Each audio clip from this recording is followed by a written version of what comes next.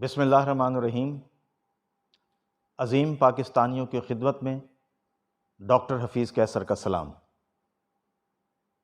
محب وطن پاکستانیوں، عوامی عدالت چینل کے آغاز کا بنیادی مقصد کسی فرد یا جماعت کی دلجوئی نہیں ہے اور نہ ہی بلا وجہ مخالفت ہے۔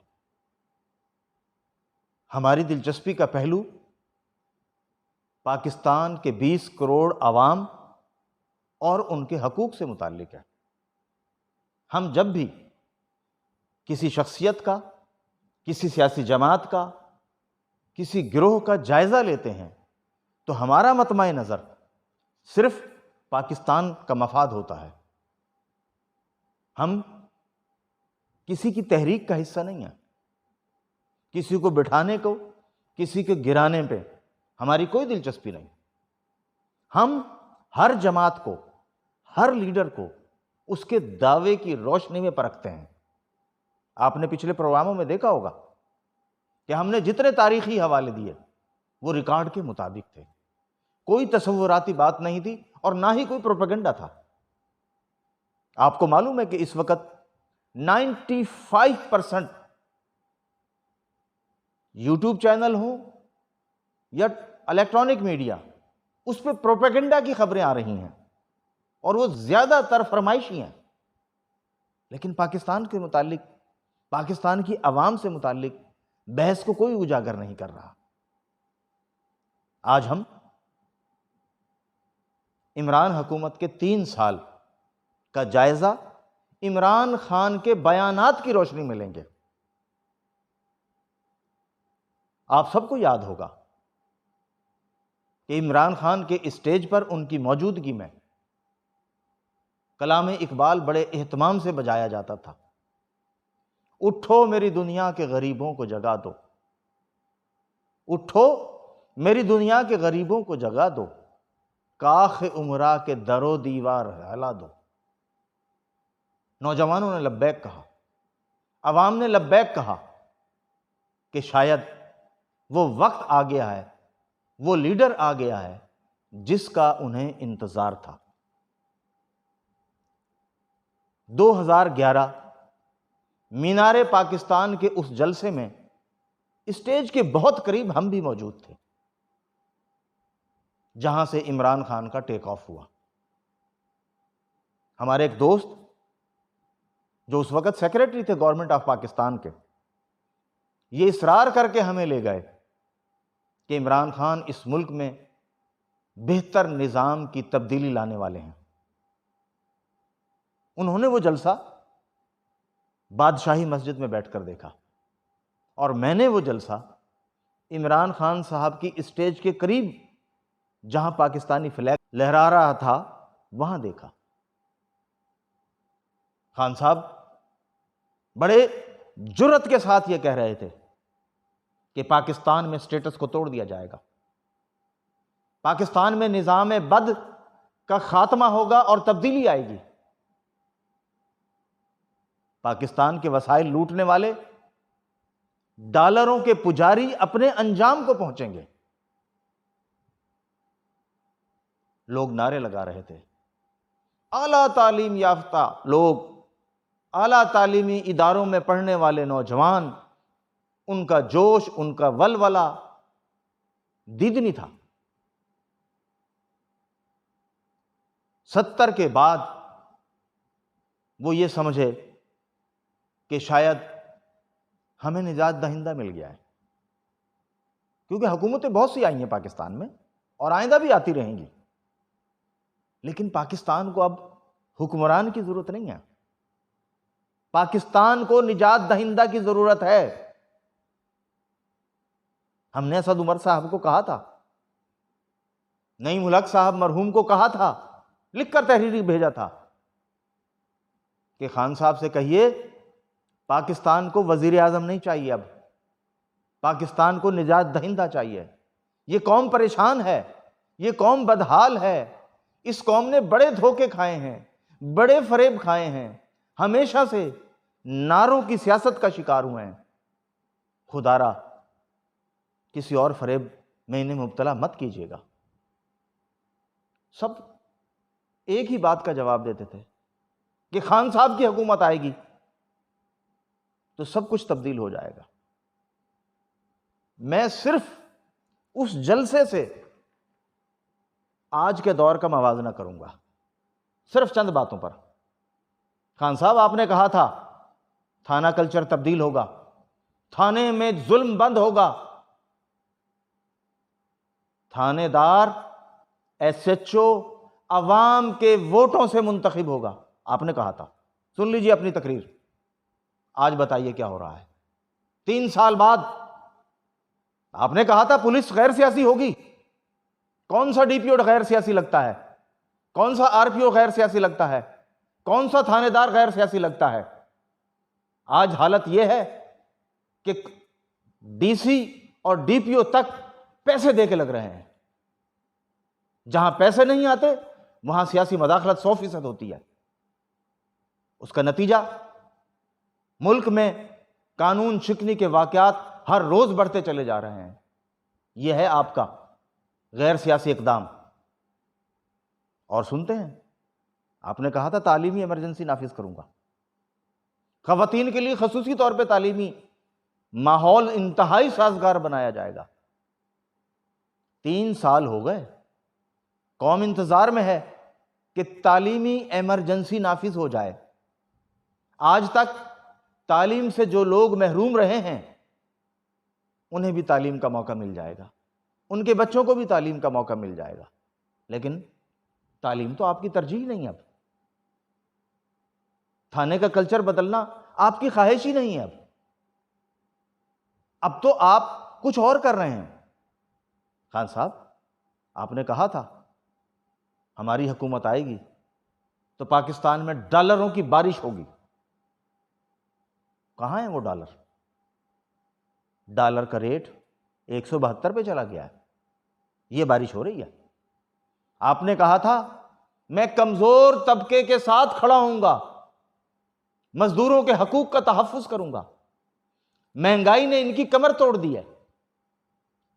آج آپ کا کیا خیال ہے؟ مہنگائی کہاں پہنچ گئی ہے؟ 2 وقت کی روٹی مشکل ہو گئی ہے۔ مزدور چھوڑیں، ایک عام آدمی بھی 2 وقت کی عزت کی روٹی کے لیے تڑپ رہا ہے، ترس رہا ہے۔ خودکشیاں ہو رہی ہیں، جسم فروشیاں ہو رہی ہیں، اور جانے کیا کچھ ہو رہا ہے۔ آپ وہ سب بھول گئے جو کچھ آپ نے کہا تھا۔ خان صاحب، آپ نے لوگوں کی امنگیں توڑی ہیں، لوگوں کے خواب توڑے ہیں۔ میں ان ورکرز کو جانتا ہوں جو اپنے وسائل نہ ہوتے ہوئے بھی قرضہ لے کر آپ کے جلسوں کو رنگ لگاتے تھے۔ آپ بھول گئے انشاء کو لاہور میں، آپ بھول گئے مدنی کو، آپ بھول گئے جسٹس وجی کو، آپ بھول گئے گبول کو۔ کتنے نام لوں؟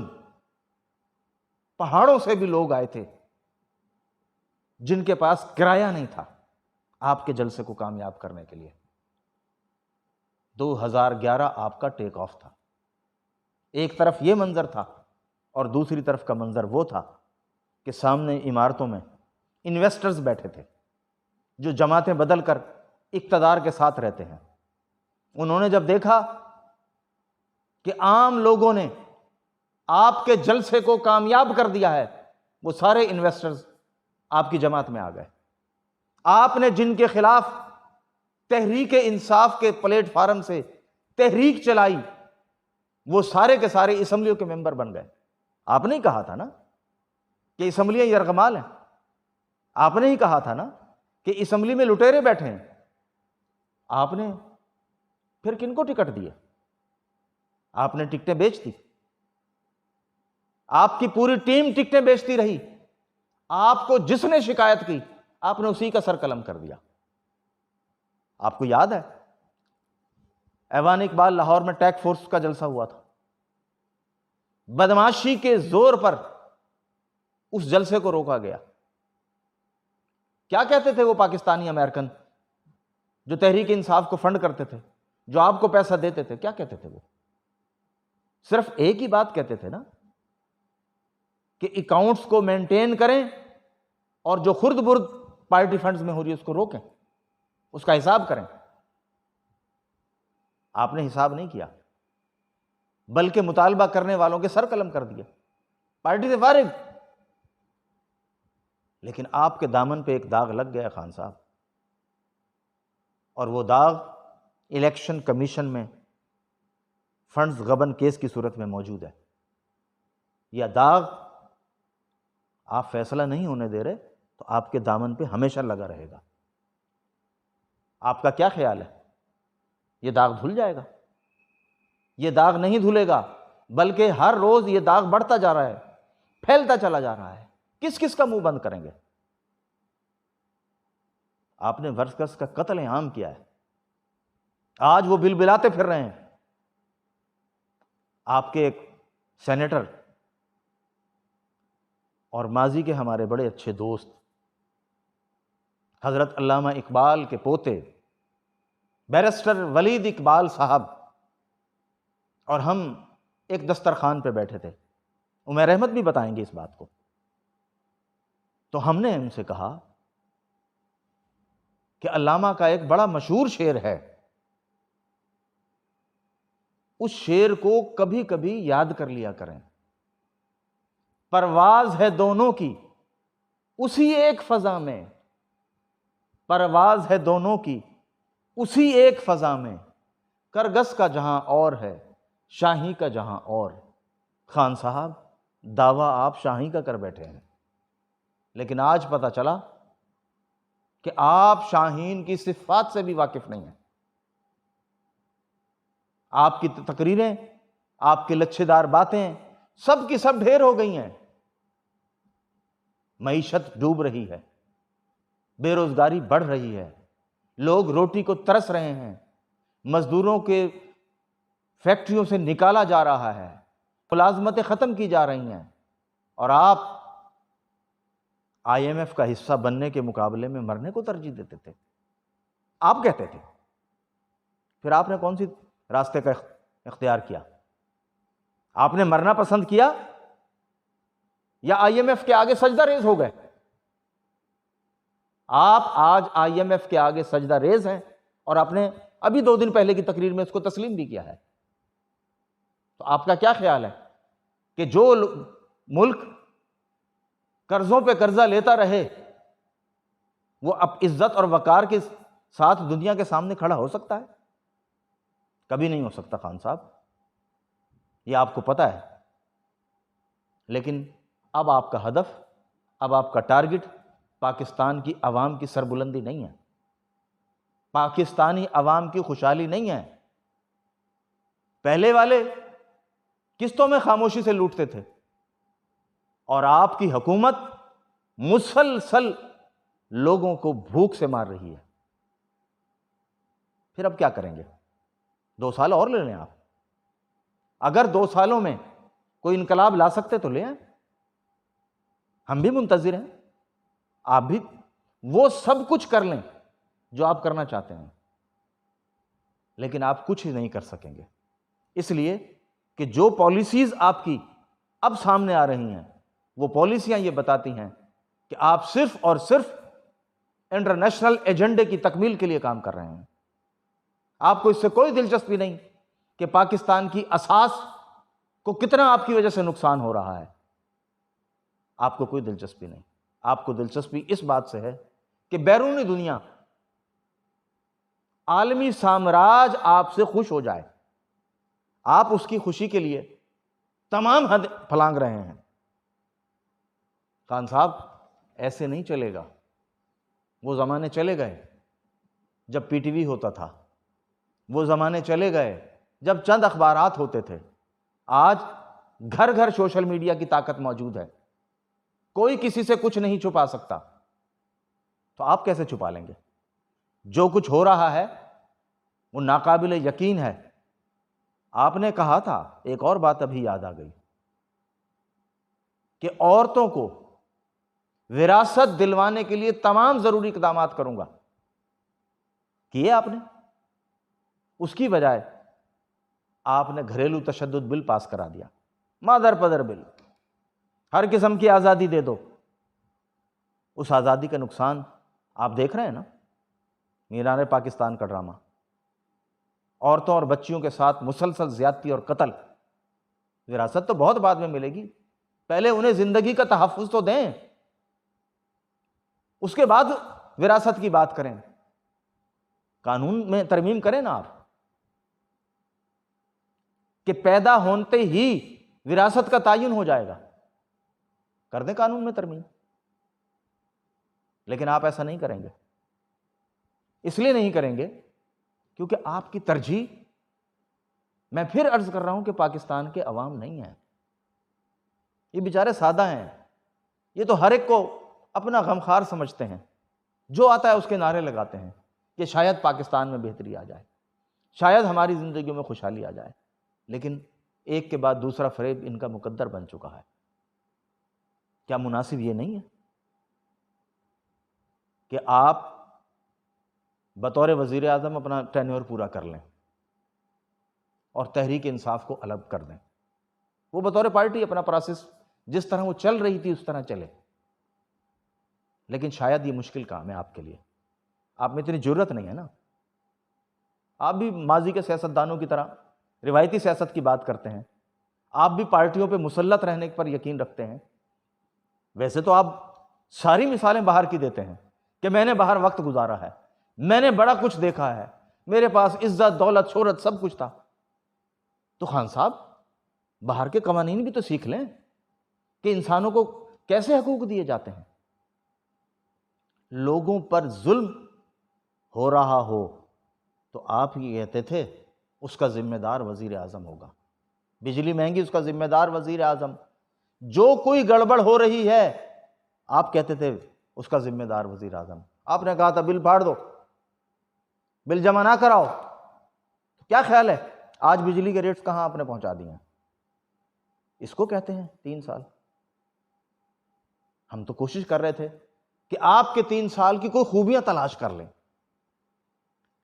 چونکہ ہم عقل کا استعمال کرتے ہیں، غور و فکر کرتے ہیں، اور اب بہت سارے لوگ الحمدللہ عقل کا استعمال بھی کر رہے ہیں اور غور و فکر بھی کرنے لگے ہیں، تو ہر کسی کو اس کے دعوے کی روشنی میں اب پرکھنے کا وقت آ گیا ہے، چاہے وہ کوئی بھی ہو، اس کا جو بھی دعویٰ ہو، چونکہ چیزیں نیٹ پہ اویلیبل ہو جاتی ہیں، تقریریں تحریریں محفوظ ہو جاتی ہیں، اس کو نکالیں اور اس کے دعوے کو چیک کریں۔ پاکستانیوں، آپ کی بقا کی جنگ کا آغاز ہو چکا ہے، یہ حکومت بھی ناکام ہوگی ماضی کی حکومتوں کی طرح۔ 3 سال تو کیا، مزید 3 سال لے لے، اس کا کوئی فائدہ نہیں ہوگا۔ اپنے حق کے لیے آپ کو کھڑا ہونا پڑے گا، اگر آپ کھڑے نہ ہوئے تو آپ یاد رکھیے یہ آپ کے مزید وسائل کم کر دے گا۔ اس کی وجہ یہ ہے کہ جو لوگ، جو قومیں، جو ملک قرضوں پر انحصار کرتے ہیں وہ اپنی قوم پر ٹیکس بڑھا دیتی ہیں۔ یہ ایک سینیٹر نے کہا ہے امریکہ کے، کہ پہلے ہم قرضے کی طرف لے کر جاتے ہیں اور پھر آہستہ آہستہ ٹیکس بڑھواتے ہیں، اتنا بڑھاتے چلے جاتے ہیں کہ غریب مر جائے اس میں۔ ہمارے ساتھ وہ کھیل شروع ہو چکا ہے کہ ہمارے پاس قرضے بڑھ رہے ہیں، ٹیکس بھی بڑھنا شروع ہو چکے ہیں، ہر شخص ٹیکس دے رہا ہے، لیکن اس ٹیکس کا ریٹرن عوام کو نہیں مل رہا، نہ تعلیم کی صورت میں، نہ صحت عامہ کی صورت میں، نہ امن و امان کی صورت میں۔ جو کچھ ہم جانتے ہیں اگر وہ سب کچھ ہم بتا دیں تو آپ یقین جانیے ہم اس تیزی سے پیچھے جا رہے ہیں کہ سوائے خان صاحب آپ کی حکومت کے شرمندگی کے کچھ نہیں بچتا۔ ہم آپ کی ماضی کے حکمرانوں سے متعلق تمام الزامات اور تقریروں کو درست سمجھتے ہیں، لیکن عمل درآمد تو کریں۔ آپ نے کہا تھا میں ان کو لٹکاؤں گا، تو لٹکائیے، کس نے روکا ہوا ہے آپ کا ہاتھ؟ اگر آپ نہیں لٹکا سکتے تو ٹی وی پہ آ کے کہہ دیں میں ناکام ہوں، میں نہیں کر سکتا، تو راستہ چھوڑ دیں، کوئی اور کر لے گا، کیونکہ جس سفر کا آغاز اس ملک میں ہو چکا ہے وہ رکے گا نہیں، وہ اپنی منزل پائے گا۔ لوگ بھوک سے ضرور مر رہے ہیں، بلبلا رہے ہیں، لیکن الحمدللہ آج وہ اپنی آواز بھی بلند کرنے لگ گئے ہیں۔ پہلے ان کی آواز سنائی نہیں دیتی تھی، لیکن آج کراچی ہو، ملتان ہو، لاہور ہو، پشاور ہو، کوئٹہ ہو یا ان کے دیگر شہر ہوں، کہیں سے بھی کوئی بلبلاتا ہے تو پوری دنیا میں اس کی آواز گونج جاتی ہے۔ لہٰذا اب کوئی حکومت آسانی سے فریب کی بنیاد پر زیادہ نہیں چل سکے گی۔ ہم سے آپ سے کہہ رہے ہیں کہ جو الزامات آپ نے تمام سے لوگوں پر لگائے تھے، آپ ان کو لٹکائیے، قانون میں ترمیم کیجیے اگر کوئی کمزوری ہے تو۔ ہم یہ بھی چاہتے تھے کاش پارلیمنٹ پاکستان کی عدلیہ سے متعلق اوپن بحث کرتی۔ پوری دنیا میں کی لسٹ آئی ہے نا کہ ہماری عدلیہ کی کارکردگی 120ویں نمبر پر ہے۔ آپ ڈیبیٹ کریں نا، آپ جائزہ تو لیں کہ عدلیہ اس مقام تک کیوں پہنچی ہے، لیکن آپ نہیں لیں گے، پیپلز پارٹی بھی نہیں لے گی، نواز لیگ بھی نہیں لے گی، کوئی جماعت نہیں لے گی۔ معلوم ہے کیوں نہیں لے گی؟ کیونکہ اس جائزہ لینے کے لیے باکردار لوگوں کا ہونا بڑا ضروری ہے۔ ہمیں یاد ہے ذوالفقار علی بھٹو کا دور حکومت تھا، ان کے ورسز وزیر اعظم کا الیکشن مولانا شاہ احمد نورانی صاحب نے لڑا تھا، ان کو 32 ووٹ پڑے تھے، تمام اپوزیشن متحد تھی، ولی خان صاحب، مفتی محمود صاحب، نواب زادہ نصر اللہ صاحب کی جماعت، یہ ساری کی ساری جماعتیں متحد تھیں۔ اپوزیشن کے 32 اور وزیر اعظم بھٹو بن گئے۔ بھٹو صاحب نے پاکستان میں پہلی دفعہ ایک نیا راستہ اختیار کرنے کی کوشش کی، معاشی سرگرمیوں کو تیز کرنے کے لیے۔ وہ اس میں کامیاب ہوئے یا نہیں، ابھی میں اس بحث میں نہیں پڑھنا چاہتا، لیکن آپ کی رہنمائی کے لیے ضروری ہے کہ آپ بھٹو صاحب کو پڑھیں۔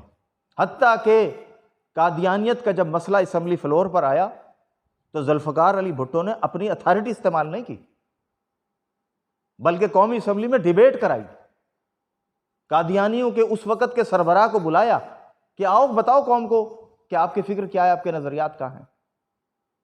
اللہ غریق رحمت کرے یحییٰ بختیار صاحب کو انہوں نے ایک ایک سوال بڑے خوبصورت پیرائے میں پیش کیا، یہ ریکارڈ ہے اسمبلی کا، آپ کو ٹائم ملے تو دیکھ لینا۔ اس طرح 71 سے 77 تک پاکستان میں نہ صرف قانون سازی ہوئی، بلکہ آج تاریخ کا وہ لفظ بھی میں بیان کرنے لگا ہوں جو پیپلز پارٹی کے لوگوں کو بھی نہیں پتا۔ اس وقت جب ضیاء الحق نے ٹیک اوور کیا تو اسلام آباد میں ڈپٹی کمشنر خواجہ ظہیر صاحب تھے، الحمدللہ زندہ ہیں۔ خواجہ ظہیر صاحب یہ کہتے ہیں کہ جنرل ضیاء الحق نے کرپشن تلاش کرنے کے لیے پورا زور لگایا کہ بھٹو دور کی کوئی کرپشن ہاتھ آ جائے۔ کسی قسم کی کوئی کرپشن نہیں آئی، ثابت ہی نہیں ہو سکی، نظر ہی نہیں آئی، بلکہ مولانا شاہ احمد نورانی صاحب نے تو یہ تک بتایا کہ جب قومی اسمبلی کے تمام ممبران کو پلاٹ دینے کی سکیم منظور کی گئی تو ہم نے کہا کہ بھئی ہمیں پلاٹ لینے کے لیے تو عوام نے نہیں بھیجا، آج تو پلاٹ کیا چھوٹی چھوٹی چیزوں کے لیے پارلیمنٹ کے ممبران بھاگے پھرتے ہیں، وہ عوام کی خدمت کا دعویٰ کرتے ہیں لیکن اپنی ذات سے باہر ہی نہیں نکلتے۔ یہ ہے نظام بد جس کو آپ نے کہا تھا کہ میں سٹیٹس کو توڑ دوں گا، لیکن آپ ناکام ہیں خان صاحب، آپ ناکام ہیں، اور آپ کے بعد اب کامیاب ہونا اتنا آسان نہیں ہے۔ ہمارا ایک دروازہ چائنا کی طرف کھلتا ہے، اگر موضوع تنگ کو نہیں پڑھا تو پڑھ لیجئے گا، صرف افغانستان کی بات نہ کریں، چائنا کا انقلاب کی بھی بات کر لیں۔ پاکستان میں سیاستدانوں کی نالائکیوں کی وجہ سے، خود غرضیوں کی وجہ سے روٹی کا انقلاب آئے گا، کیونکہ لوگ بھوک سے کب تک مریں گے۔ آج قدم قدم پر لوگوں کی باتیں تو سنیں کہ روٹی کے بارے میں کس قدر پریشان ہیں۔ بہت سے لوگ اپنے بچوں کو ہی قتل کر رہے ہیں، کچھ دریاؤں میں چھلانگ مانگ رہے ہیں، اور کمزور عورتیں روٹی کی خاطر اپنے آپ کو پیش کر رہی ہیں، لیکن آپ کو اس کی کوئی پرواہ نہیں ہے۔ آپ نے تو صرف ریاست مدینہ کہنا کسی سے سیکھ لیا۔ آپ پہلے کہتے تھے نا عمر لا بڑی اہم چیز ہے، تو پڑھ لیجئے نا، نافذ کیجئے عمر لا۔ تمام اداروں کو حضرت عمر فاروق رضی اللہ تعالیٰ عنہ نے بنیاد بھی ڈالی اور طاقت بھی دی۔ جس کو گورنر لگایا اس کا سارے اثاثے ڈکلیئر کرا دیے، جس دن وہ واپس آیا پھر اثاثے چیک ہوئے۔ آپ کے دور میں کس کے اثاثے چیک ہوئے ہیں؟ داؤد ابراہیم کے؟ اور کس کس کے ناملوم ہیں؟ تو آج کی آواز عوام کی کیا ہے؟ وہ ایک بہت ہی خوبصورت اشعار کی شکل میں ہم نے محفوظ کی ہے، اور وہ بہت پہلے کسی ذہین شاعر نے کہا تھا، پوچھا کسی نے یہ کسی کامل فقیر سے، پوچھا کسی نے یہ کسی کامل فقیر سے، یہ مہر و ماہ حق نے بنائے ہیں کاہے کے، وہ سن کے بولا بابا خدا تجھ کو خیر دے، ہم تو نہ چاند سمجھیں نہ سورج ہیں جانتے، بابا ہمیں تو یہ نظر آتی ہے روٹیاں۔ پاکستانی قوم کی اکثریت روٹی روٹی پکار رہی ہے۔ خان صاحب اٹھو میری دنیا کے غریبوں کو جگا دو، کاخ امرا کے در و دیوار ہلا دو۔ پاکستانیوں کو یہ گیت، یہ ترانہ، یہ نغمہ بلند آواز میں پھر پڑھنا پڑے گا اپنی منزل کی طرف آگے بڑھنے کے لیے۔ خان صاحب کے 3 سال بدقسمتی سے ناکامی کے 3 سال ہیں، ماضی کی تمام حکومتوں کی طرح، اور غلامی کے حکمرانی کے 3 سال ہیں۔ آپ سب کا بہت شکریہ۔